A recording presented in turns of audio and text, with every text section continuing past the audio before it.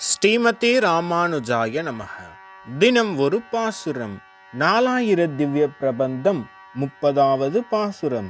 பெரியாழ்வார் அருளிச் செய்த பெரியாழ்வார் திருமொழி முதற் 10 இரண்டாம் திருமொழி. சீதக்கடல். பாசுரம் 8.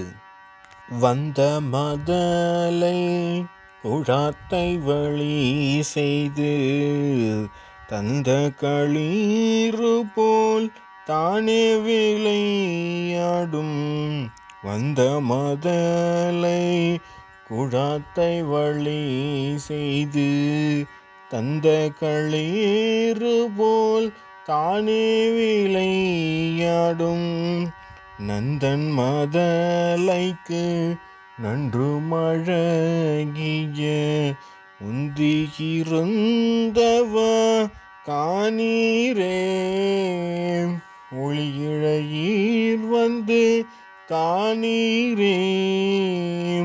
நந்தன் மதலைக்கு நன்று மழகிய உந்தியிருந்தவ காணீரே.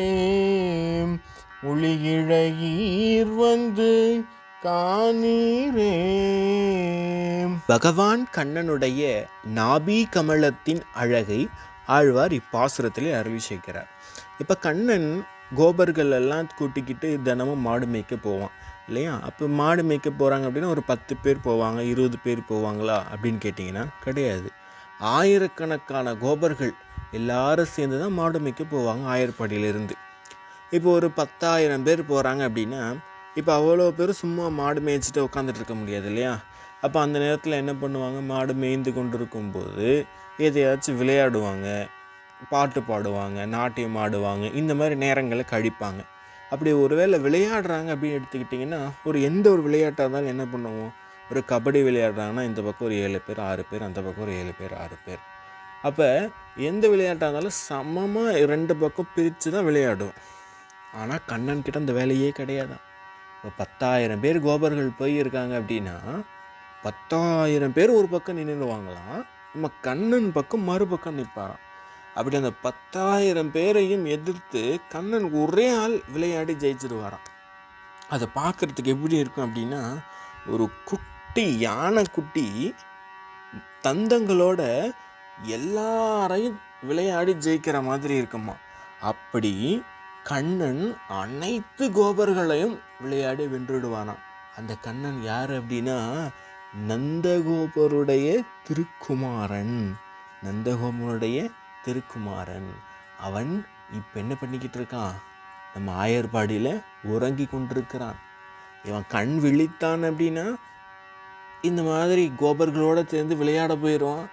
அதுக்கப்புறம் அவனுடைய அழகை நம்மளால் ரசிக்க முடியாது. இப்போ கண்ணன் தூங்கி கொண்டிருக்கும் போதே அவனுடைய நாபி கமலத்தினுடைய அழகை வந்து பாருங்கள். ஏன் அப்படின்னா நாபி கமலத்தின் இருந்து தான் பிரம்மாவே அவதரிச்சிருக்கிறாரு. அந்த பிரம்மா அவதரித்த பிறகு தான் அவர் மூலயமா இந்த பிரபஞ்சங்களை எல்லாம் கண்ணன் படைக்கிறான். அப்படி இருக்கும் பொழுது அப்பேற்பட்ட அந்த நாபி கமலத்தினுடைய எழில் எவ்வளோ அழகாக இருக்குது தெரியுமா? அந்த நாபி கமலத்தை வந்து பாருங்கள் கோபியர்களே.